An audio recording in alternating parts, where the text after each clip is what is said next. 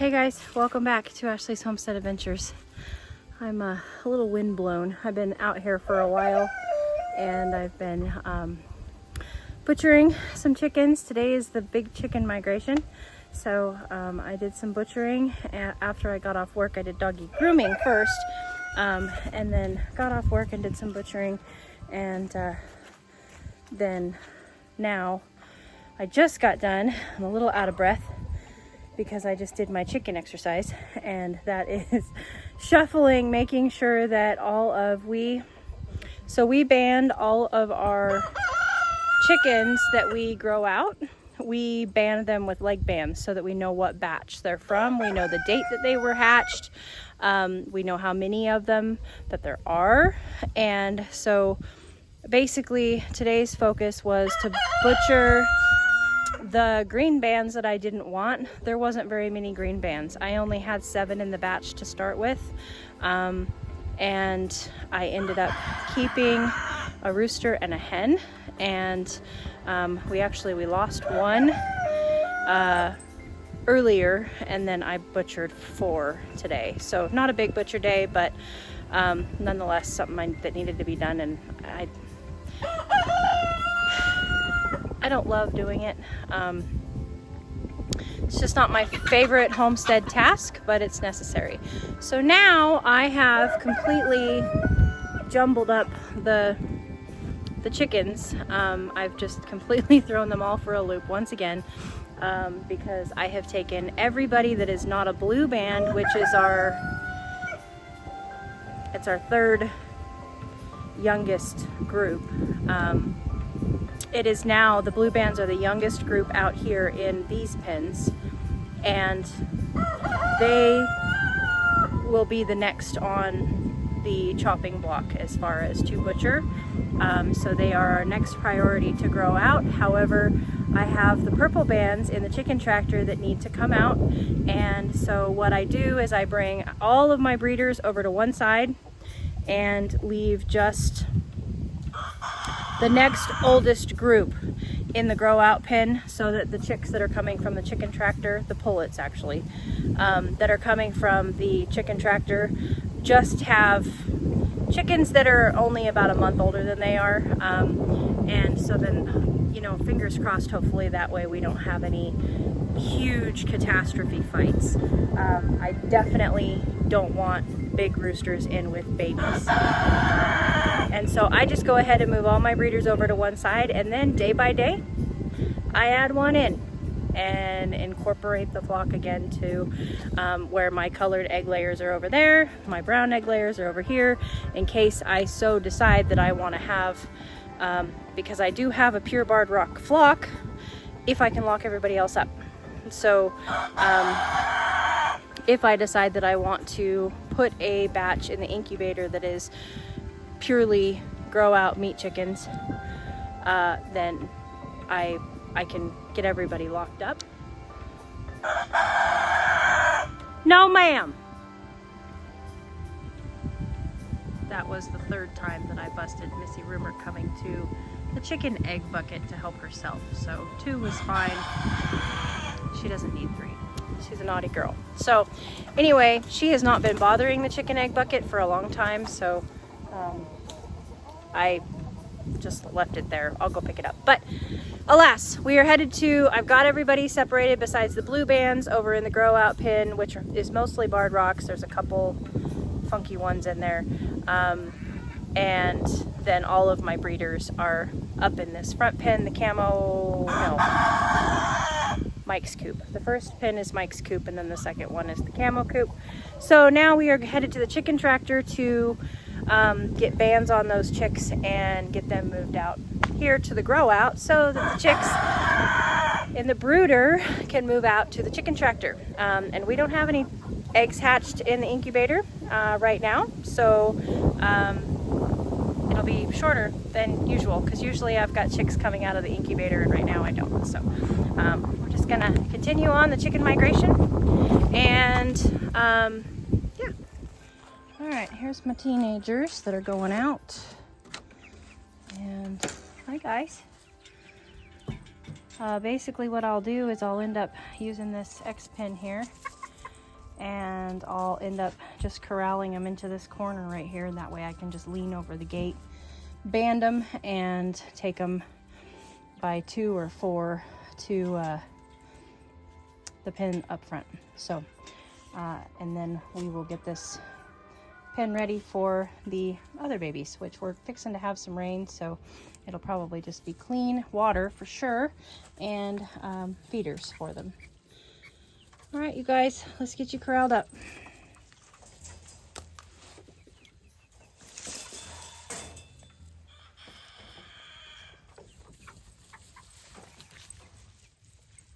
Hi.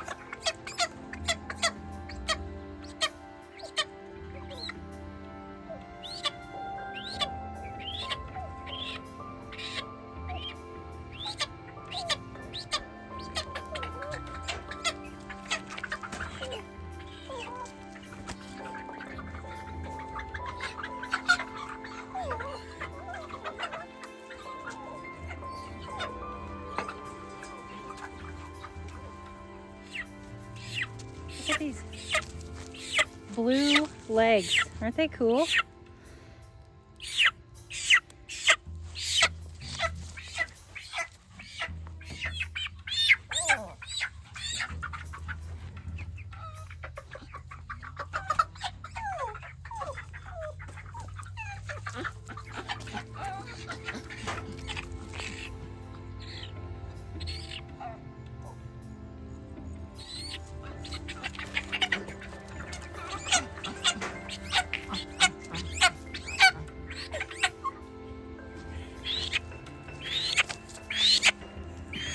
Look at Billie Jean.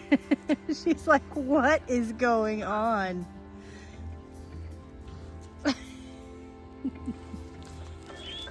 These bands are really simple, you guys. They just pull apart. Go right over the top of the leg. The thing is that you need to remember when you pick them up, you've got to make sure that you push the band up before you pick them up and hold them upside down.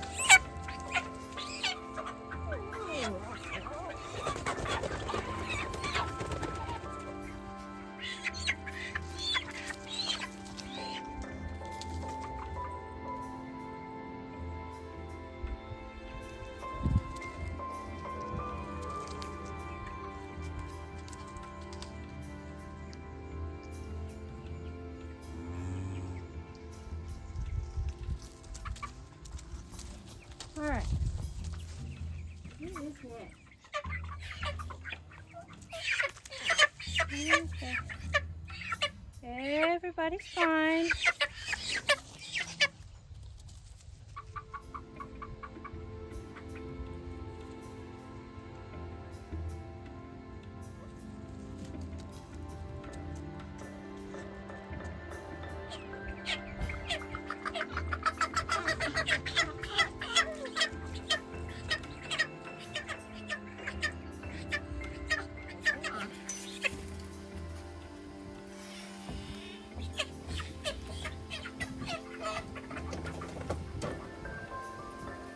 There they all are. And they'll get used to their house, and they'll probably roost tonight and then go out tomorrow. But I always put them in here and then let them have the opportunity to choose to go out through the door and go outside with everybody else. If they want to stay in there while everybody else is out here, then that's, you know, then that's their choice. I always put them in the house. I don't know if it does a ton of good or not, but I just always find that it's, I don't know, it makes me feel better just kind of letting them decide when they want to be big kids and go out and play with the big kids, or if they want to stay in the house where they feel safe. So, uh-oh. Oh, Lordy, I better fix this. Okay, we are done out here now, and we are just going to shut all the gates, and then we are going to get the chicks that are in the brooder, which are 4 weeks and 2 days old. Get them out to the chicken tractor, and we'll get them fresh water and all of that. So I'm going to need this.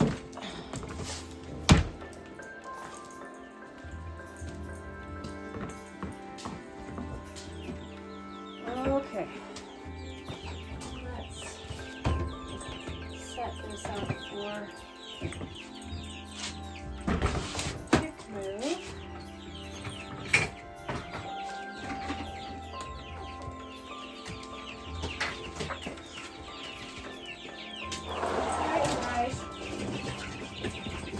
Whoa, you're excited. Okay, come here first. Overachiever. No. No.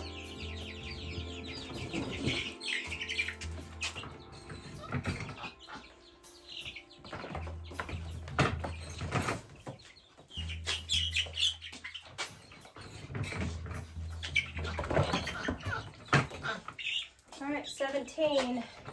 If I counted right.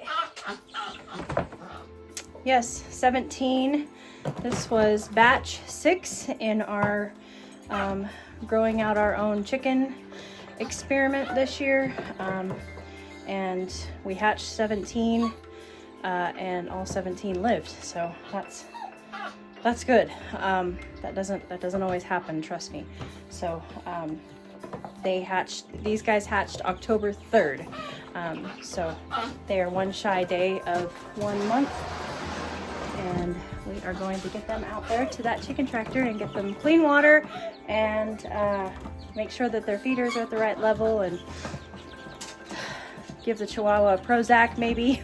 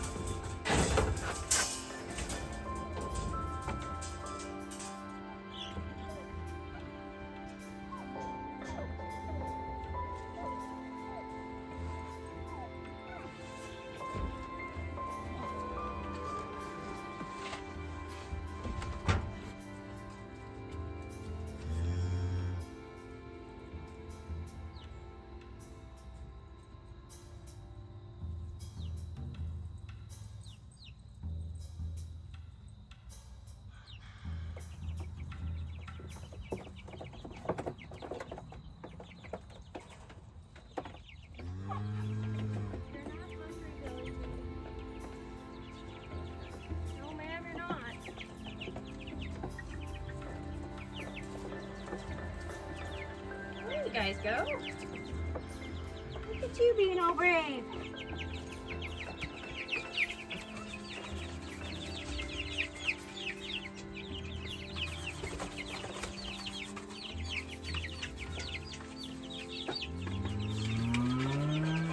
Billie Jean, I just fed you 5 pounds of grain. Lord. You don't have to do what your neighbors are doing, you know. Because they're all bellering doesn't mean you need to be bellering.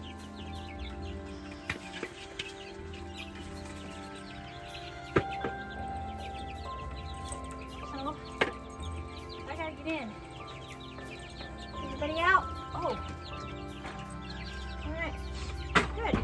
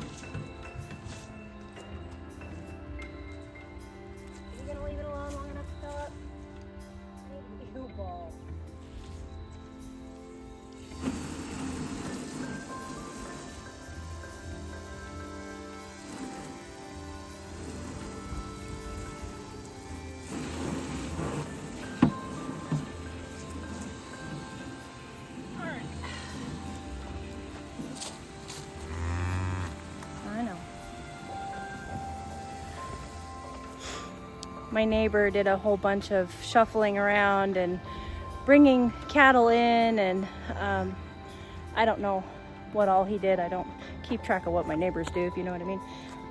But I do know that he brought a load in, and his cows are all up in arms. They're all mooing, and you know, there's just a change in the herd, whatever it is, and so she's just, Billie Jean is talking along with them. They're all stressed out, so I'm gonna be stressed out too. So anyway, it's kind of cute, but it's kind of cute, but it's also kind of sad. And well, not sad, she's fine, but it's also a reminder that I'll never raise a cow alone. And we didn't think that Billie Jean was going to be alone. She was going to have sheep. And a lot of homesteads will, you know, they'll raise one cow. But they are a herd animal, and they really do better with, you know, animals of like them. So it's funny how, you know, she talks to them, and if they're all up in arms or excited or, you know, whatever the case may be, then she's, you know, she's all up in arms. And like, he just brought out hay for them and fed them, so now she's standing in the corner next to her trough saying, okay, it's feeding time. No, you just got fed like an hour ago. So anyway, it's cute. Okay, well, thank you guys for hanging out with me for a little bit of chicken stuff. I am now late on doing my normal chores with the horses, so I'm gonna jump into those and stalls and all of that and enjoy one of my favorite places, in the barn with my animals. So I hope you guys had a beautiful day, and I will catch you on the next one. Yours truly.